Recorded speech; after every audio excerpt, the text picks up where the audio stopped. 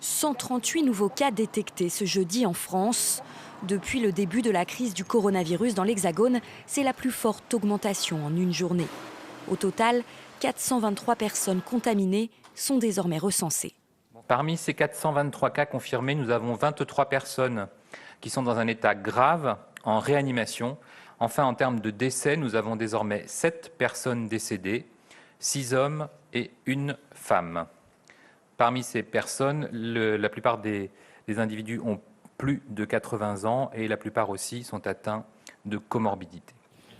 Un bond de contamination qui inquiète les autorités.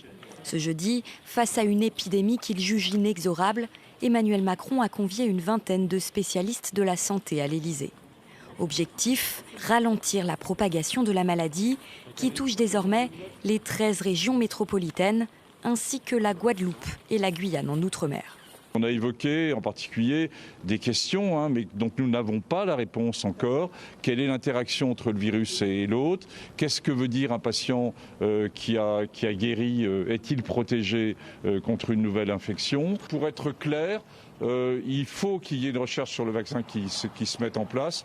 Il n'y aura pas de données sur le vaccin avant de très nombreux mois. Nous n'aurons pas de vaccin tout de suite contre le coronavirus. Pour l'instant, le plan de lutte contre le Covid-19 est toujours classé en stade 2. Les spécialistes estiment que le stade 3 sera atteint dans 2 semaines maximum. À ce moment-là, le virus sera considéré comme en circulation active sur l'ensemble du territoire. Les transports en commun pourraient être suspendus et les écoles fermées. En Italie, on compte